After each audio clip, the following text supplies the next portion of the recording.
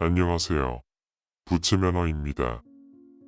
많은 분들이 알고 계시듯 저는 수억 원의 빚을 지고 계속되는 개인회생 실패로 이번에 세 번째 개인회생을 진행 중인 신용불량자입니다. 카페에서도 어떤 분들은 굳이 빚을 무리해서 갚을 생각하지 말고 신용불량자로 살라고도 조언하십니다. 큰 불편 없이 살 수 있다고 말입니다. 하지만 전 전에도 그렇고 지금도 일용직을 해서라도 직장을 꾸준히 다니고 있습니다. 왜일까요? 오늘은 그 이유를 꼭 말씀드리고 싶습니다. 요즘 부채 카페에서 질문, 부채 고민 올리시는 분들이 재정 상태가 심각하신 분들도 많고 가정이 파탄 나신 분들도 많습니다. 우울감에 쌓여 집에서 홀로 지내시거나 가족 전체가 무기력한 분들도 많죠. 전 그런 분들에게 꼭 먼저 묻는 것이 있습니다.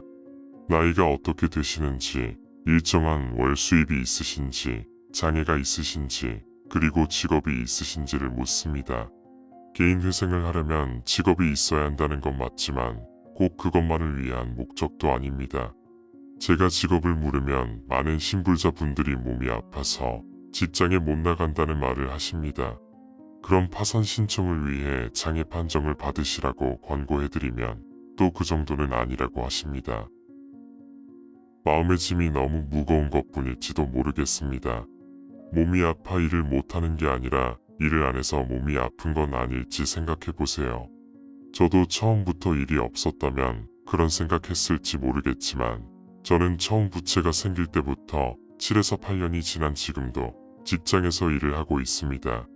당연 부채가 있던 시기와 신불자가 되어 빚쟁이들에게 쫓기는 시기와는 직업의 종류가 달라지긴 했지만 일은 계속하고 있습니다. 지금은 역시 일용직입니다. 한때는 사무직을 퇴사를 하고 집에서 박혀 지낸 시기가 5에서 6 몇 개월 있었지만 그 시기는 저도 정말 몸이 아팠습니다. 허리도 안 좋고 피부병도 생겨서 몸에서 계속 껍질이 벗겨지고 어깨에 문제가 생겨서 팔을 들지도 허리로 손을 가져가지도 못했습니다. 이런 몸으로 어떻게 일을 하나 하고 여러분과 같은 생각을 하며 지냈고 삶은 점점 더 피폐해지고 우울감으로 몸은 점점 더 땅속으로 처박히는 것 같았습니다. 그때 가족의 성화로 하루 나갔던 일용직에서 정말 인생의 끝을 경험했었습니다. 전에 사무직 때에는 경험할 수조차 없었던 전혀 다른데요. 계속되는 욕설, 물리적으로 불가능한 반복 동작, 물건의 무게만큼이나 좌절감이 컸습니다. 시간은 너무도 안 갔고 물건은 너무도 무거웠으며 같이 일하는 사람들은 저를 멸시하고 경멸하기까지 하는 것 같았습니다. 진짜 그들이 저를 그렇게 대했는지는 알 수 없지만 결국 저는 하루 나간 일용직에서 정말 처절한 저의 현실을 깨달았습니다. 하지만 그날이 저의 최악의 날이었습니다. 그날 인생의 최악을 경험한 것이 저에겐 도움이 되었습니다. 그날 이후 저는 일주일을 더 누워 있어야 했지만 그 뒤에 같은 업종의 다른 회사에서 일용직을 시작한 저는 정말 이렇게 좋은 곳도 있구나, 정말 일하기 좋다 하는 생각이 들었고 일용직 일이 참 재미있다라는 생각이 들었습니다. 시간도 너무 빨리 갔으며 여기저기 아프던 몸도 완전히 개선이 되었습니다. 이제는 무릎도 허리도 팔도 자유자재로 움직이는 제 자신이 너무 신기합니다.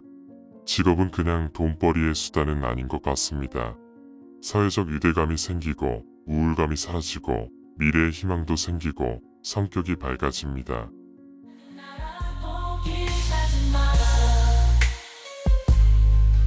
야간에 하는 일은 1년에 한 번씩 정기적으로 특수검진이라는 건강검진을 받아야 하는데 그때 병원에서 늘 작성해야 하는 질문지가 있습니다. 이는 야간에만 일하는 노동자의 경우 건강상 문제가 생기기 쉽기 때문에 노동자가 스스로 자기 건강을 챙기게 하는 목적입니다. 가령 이런 식의 문답지입니다. 1. 땀 흘리며 하는 운동을 일주일에 얼마나 합니까? 2. 숨이 찰 정도의 운동을 일주일에 얼마나 합니까? 3. 직장에서 혼자 고립된 곳에서 일하나요? 4. 회사에서 힘들고 어려운 일을 상의할 동료가 있습니까? 특별히 대외 활동이 없이 집에만 있는 저 같은 신용불량자들에겐 억지로 일을 해야 하는 직업이 운동의 역할도 함께하고 있는 것이죠.